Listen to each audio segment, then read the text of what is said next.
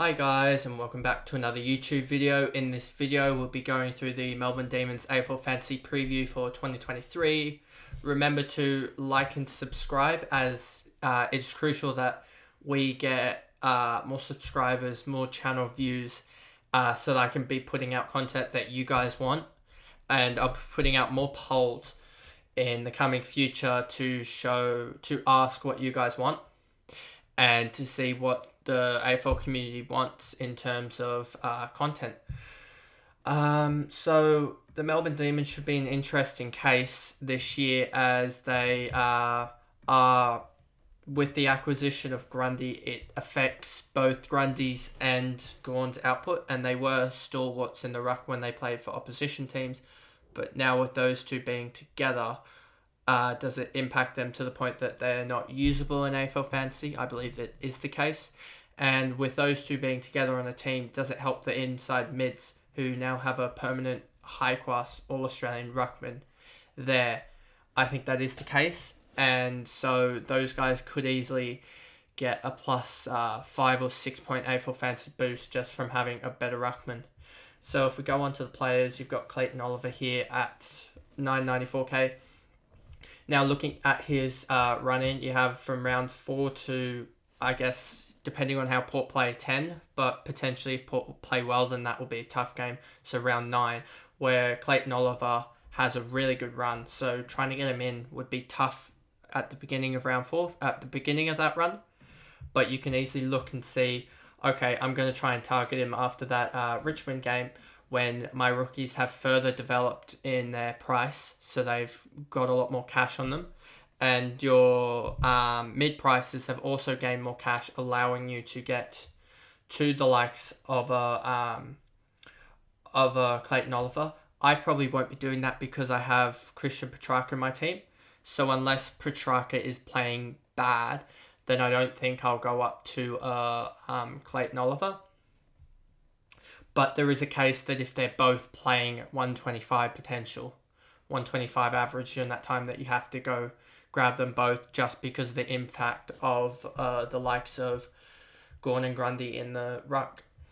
Now on to Gawn, and I just don't think he's an option anymore. I think he's owned by 5.7%. I don't think he's a good option at all. We see 103 average last year. He had some injuries as well. He's already gone down, I believe, in pre-season with an injury, but he's recovered, so he's already had a slightly less than full season pre-season. And he's averaging 111s pretty much throughout.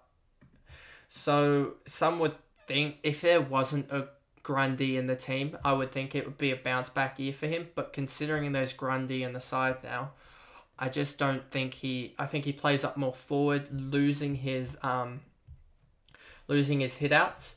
And we see here, he did well here in this game to get only 17 hit outs and get the 100 point the ton, whereas 25 hit outs here. So he does have scoring potential, but if he loses 10, 15 points off hit outs alone, and he loses potentially 5 or 6 disposals just from not being in the midfield as much, you can't really make that up in goals. So I do think you'll see his average drop. As you see here, he's, even with 35 hit-outs in this game, he didn't have a good game. 18 hit-outs again, bad game. 27 in this game, but it's mostly, I just don't see him racking up the big disposals. He might rack up good marks, but I don't think he racks up enough tackles anymore, and enough tackles or enough disposals in terms of kicks to warrant him being selected.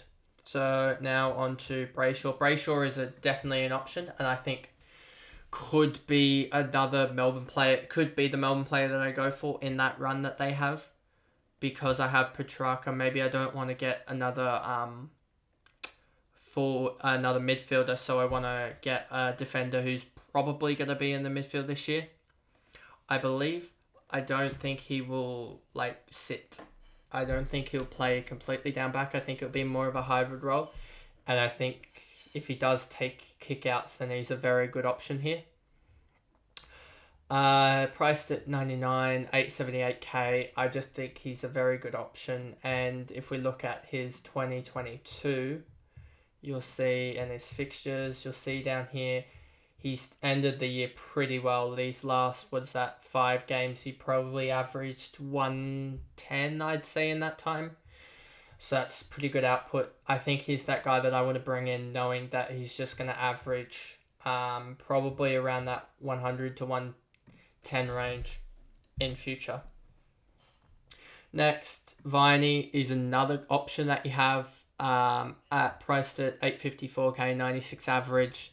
High score of when he went big with that 157. If we look at 2022, his scoring, did it drop off? I don't know I think he might have got injured in this game. I have a feeling he got injured. And yeah, if you look at this run here, he's a pretty consistent scorer and he doesn't really have a bad game. So I think he's a very good option. I think he's probably going to be underrated just because you have the big boys in Petrarca, Clayton Oliver and Brayshaw to go for. But I think he is a very good option. Probably a guy I'll look in to bring in late, as I think he's a very consistent scorer. Brody Grundy, just no. I don't know why some people are going for either of those two, which have a combined ownership of around 10%. Is just probably not the best option, as he's gonna play. Well, considering Brody Grundy, he's going to play actually more, I believe he'll be the ruckman, the 60-40 ruckman, the more dominant ruckman. And so his score should retain pretty well, but I just think there's better value at going for Rowan Marshall and even Tim English, even Witsy, who's done well before, as they can average plus 10, 15 on their actual price stat. Whereas Grundy, you're just hoping he gets basically what he's priced at before. Lockie Hunter, no. Dunstan, no. Langdon, no. Salem, no. Holmes, all these guys, not really. All these guys, not really much to talk about. Maybe you could talk about Salem, but then again, I believe he's had some cancer scares as well, so that pretty much puts him out of any selection. I'm surprised he's still at 5.5% ownership.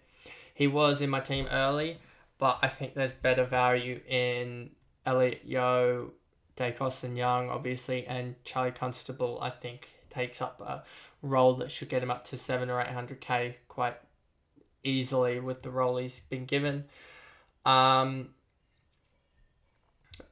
So that's that. You have a lot of these guys here that are just role players. They won't do much. Then Bowie's been talked about again, but I don't see much value in him, as I believe he might go up to 70, but I think he's more of that role player defender that's going to take a couple of years really to get to that actual good distribution type scores. Here you have not really anyone. Keziah Pickett's I've been told he's been playing a little bit in the midfield, but I think it would just be to give them a spark, and it won't be anything that gives him much of a lift fancy wise. I think he'll maybe go up to 60, 65, but that's not enough at his price range. At his price range, you want someone that's actually has a role change into the midfield, and then you can get them up points wise. No one else here really that interesting in my opinion. Then you get down to the rookies, and we'll see if anyone plays. We've had an eye on Van Rooyen for a little while. Does he play? Does he not? I don't know if he does, honestly, but he will be nice if he does play, because that'll be like 30, 40k saved on a rookie. The only downside with going with him is he's a key forward, so he could easily get 10, 20, 30 point games quite easily. But I doubt he does. So that's a risk with picking him at 200k. And then there's no one else really in the Melbourne team that's on this list. So now we go on to Christian Petrarca. And Petrarca at 900k, I think is a really good option, as has the ability, if we go to his player profile and to 2021, I believe it was, has the ability to go 110. 2019 went 75, 2020 87 in shortened quarters. So if you think about that, that's probably averaging close to 110 again. 2018 80, 71, 67, didn't play. So we're basically hoping that I'm hoping he goes 110. I think he has the ability to go 110, especially with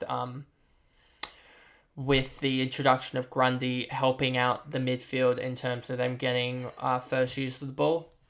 So the thing about Petrarca is that if he can get, the big scores come when he just gets disposals.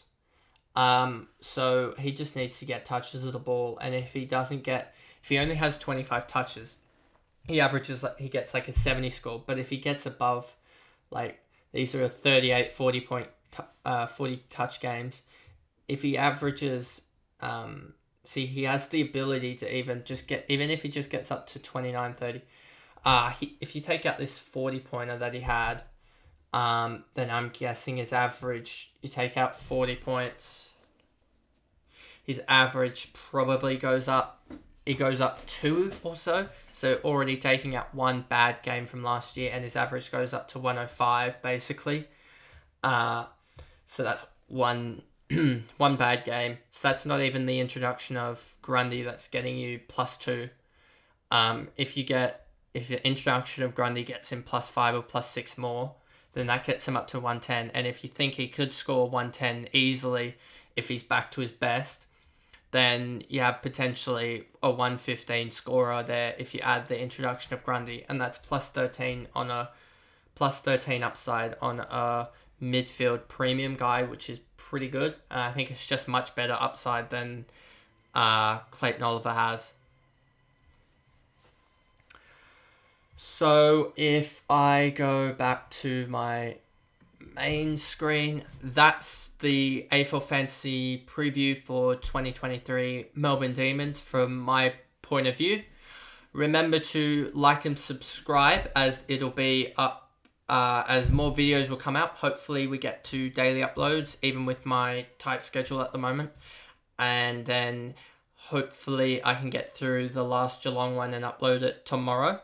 And then we'll get on to more of what you guys want to see, and then that'll be better for you guys, as well as I'm in the moment compiling a Excel document for my predicted scores of players, and it'll be a lot easier because you can filter out things such as teams and positions as well, so that will help you in both AFL Fantasy and Classic Edition, as well as Draft.